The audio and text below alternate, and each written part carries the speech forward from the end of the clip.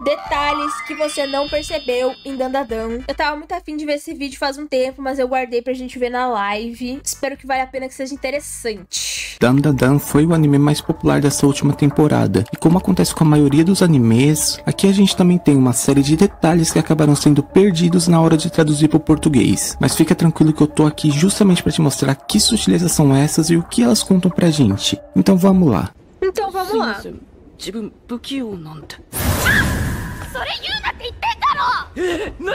Esse é do time EP, gente, essa cena ali. Dropei porque eu achei coisa de doente beijos. Ruby, isso não é nada pra quem assistiu Kakegurui, entendeu? Nada. Isso é apenas um sopro. A maior parte dessas curiosidades que a gente vai ver hoje estão relacionadas com a forma com que o Okarun fala. E aqui a gente vai começar com o pronome da primeira pessoa que ele usa, ou seja, a forma que ele usa para dizer eu, que é com a palavra Jibun. Como eu já expliquei em outros vídeos do canal, esses pronomes eles podem ser usados para encaixar um personagem dentro de algum estereótipo e adicionar uma certa personalidade nele. Então, pegando os próprios personagens de Dandadan como exemplo, a gente vai ter a Momo utilizando o pronome uchi, que originalmente é algo muito mais ligado à região de Kansai, mas que acaba sendo usado por mulheres jovens em geral também. A Aira usa o próprio nome que soa meio infantil e acaba passando uma impressão meio forçada de fofa e inocente. E o Didi usa o Ore, que é um dos mais comuns que tem e acaba soando simplesmente como um cara confiante. Mas vocês gostaram dele? Eu não sei, eu fico em cima do muro com ele, que às vezes ele me estressa, mas às vezes ele é mó legalzinho, querido. Mais interessante, porque por mais que Jibun não seja exatamente um dos mais excêntricos em nada do tipo, é que quando um cara usa essa palavra como pronome, ele acaba passando a impressão de algo que é chamado de que é basicamente o tipo de cara que a Momo disse que é o tipo ideal pra ela no primeiro episódio. Nas versões que eu encontrei, essa palavra foi traduzida como durão ou másculo. Mas se a gente tentar ser mais específico, ela descreve um cara que tem visões bastante rígidas do que é certo e do que é errado, e não vai ser nem um pouco... Aqui, a gente usa pronome pra tentar estabelecer o gênero de uma pessoa. Como se isso, sei lá, foda-se isso, sei lá.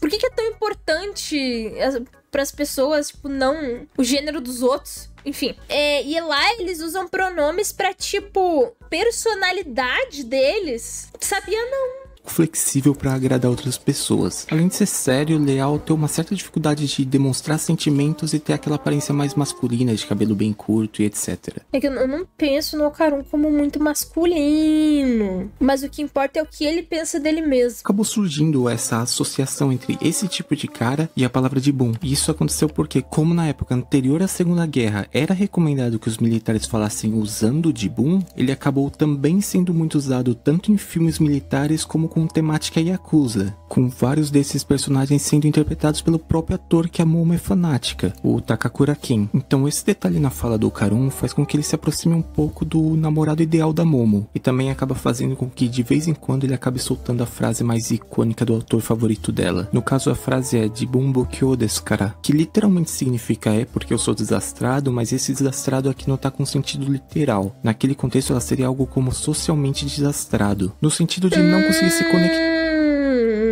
Eu gosto de curiosidades, gente. Tô muito entretida. Vocês estão entretidos? Que tal se comunicar muito bem com as outras pessoas e também não conseguir expressar tão bem seus sentimentos. Então algumas vezes que o Okarun tá meio constrangido, ele acaba soltando essa frase, o que sempre faz o coração da Momo palpitar e ela ficar brava com ele.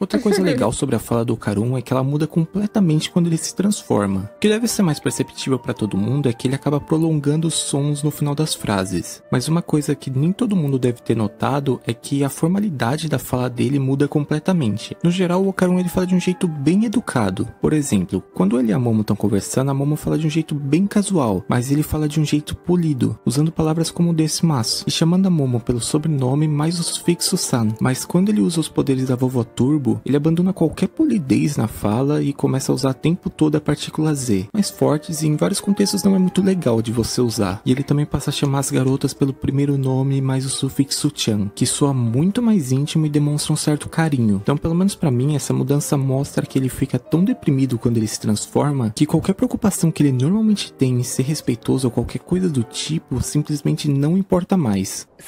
Tem alguma explicação, será, pro poder deixar a pessoa toda meio pá? Bye bye. E uma última coisa que eu queria falar sobre a fala do Okarun é sobre essa cena que ele se despede da Momo. O fato dele escolher a palavra sayonara pra fazer isso é no mínimo curioso, porque essa palavra é pouquíssimo usada na vida real. Na verdade só vai ter um contexto onde se usa frequentemente ela, que é quando você ainda tá na escola pra se despedir do professor na hora que a aula acaba. Então ela acaba meio que passando duas nuances pra gente. A primeira a gente consegue perceber pela própria tradução mesmo. O sayonara fora desse contexto específico de estar se despedindo pro professor acaba soando meio como um adeus, como um tchau indefinitivo. E a outra nuance é que ele era tão solitário que ele nunca deve ter se despedido de ninguém fora os professores dele. Então essa era a forma meio que natural dele dar tchau. Ah, mano, que dozinho. E pra não ficar só no jeito do Okarun falar, vamos pegar uma curiosidadezinha da Momo também. Lá bem no comecinho, naquela cena que ela briga com o primeiro namorado dela, ela começa a xingar ele de uma forma bem inusitada, usando frutos do mar como ofensas. E por mais que pareça só um treco engraçadinho mesmo, até que tem um certo sentido. Isso porque todas as palavras que ela usou de fato já foram usadas como ofensa mesmo. Taco e Ika, que é polvo e lula. Seu polvo. Sei, não sou certo. Vocês acharam que sou como um bom xingamento? Viram na época dos samurais. As castas que tinham permissão de se encontrar pessoalmente com o Shogun chamavam as outras de Omemie Ika, que numa tradução literal seria algo como abaixo do direito de audiência. E isso ficava só abreviado para Ika, que é só abaixo. E aí, como Ika também é lula, os outros samurais começaram a responder essa desdém chamando eles de taco, que é polvo. E com o tempo essa palavra acabou ganhando um sentido de imbecil. E hoje em dia é só ela que continua tendo o sentido de ofensa. E Maguro, que é atum, também pode ser uma gíria de como será que eu posso falar isso? Vamos dizer que uma pessoa nada proativa na hora da reprodução da espécie. A ideia é que seria alguém que fica igual um virgão, peixe morto na cama. Quintama? Esse aqui eu acho que é relativamente manjado, mas como aconteceu nessa cena, existem diversos momentos que eles acabam brincando com a palavra testículos em japonês, começando pela própria aparência dos testículos do Okarun. Isso deles terem ganhado tipo uma parede de ouro ao redor deles, é claramente uma brincadeira com o fato da palavra Kintama, que é testículo, poder ser entendida como bola de ouro ou bola dourada também. Ela literalmente se escreve com o kanji de ouro. Mano, da onde que saiu essa gíria, entendeu? Quem é que tinha as bolas douradas pra dar origem a isso? E depois o kanji de bola. Então nessa cena da Momo com Didi, a gente pode entender que ela simplesmente perguntou se ele não tinha pego uma bola dourada por aí. Mas por ser a mesma palavra acaba soando como testículo, o que também tá certo na verdade. E por último a gente vai ver as possíveis inspirações dos personagens do grupo principal. Na verdade pro nome deles pelo menos. E o negócio é que por lá tem bastante gente teorizando que os nomes da Momo, do Okarun, da Aira e do Didi são baseados nos personagens de um conto clássico do folclore japonês. Esse conto conta a história de um garoto que nasce a partir de um pêssego que foi achado por um casal de idosos, que dão o nome de Momotaro para ele. E posteriormente, ele vai exterminar os Onis de uma ilha junto com um cachorro, um fazão e um macaco. E cada um dos 4 personagens do grupo principal de Dandadan tem algo que conecta eles com um desses 4 personagens. O mais óbvio é que o Momotaro seria a Momo, inclusive tanto o Momo do nome dela como do nome dele vem de pêssego. O Okarun seria o cachorro, porque Ken, que é o nome do Okarun, também é uma das leituras do ideograma de cachorro. A Aira seria o fazão, porque o sobrenome dela, que é Shiratori, tem o kanji de pássaro. E por fim o Didi seria o macaco, porque o sobrenome dele, que é Enjo, nesse kanji que se lê En, ele se lê da exata mesma forma que se lê uma das leituras do kanji de macaco. Gente, que legal!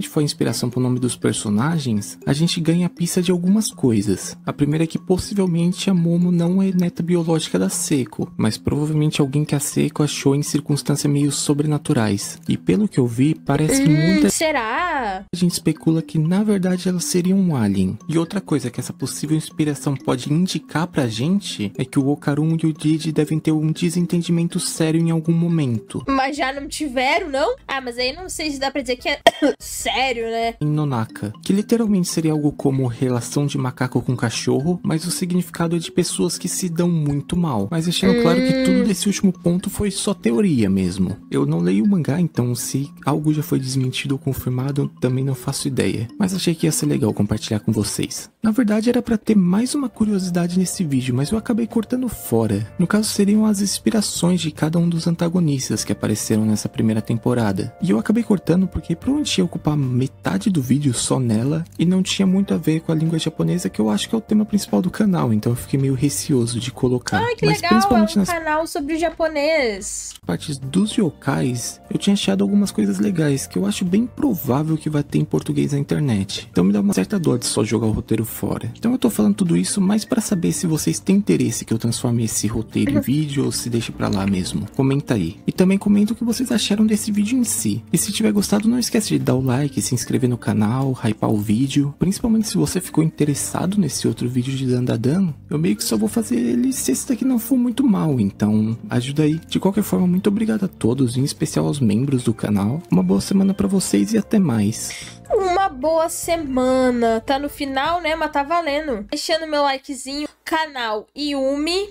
Legal, interessante. Me entreti. Gostei de saber.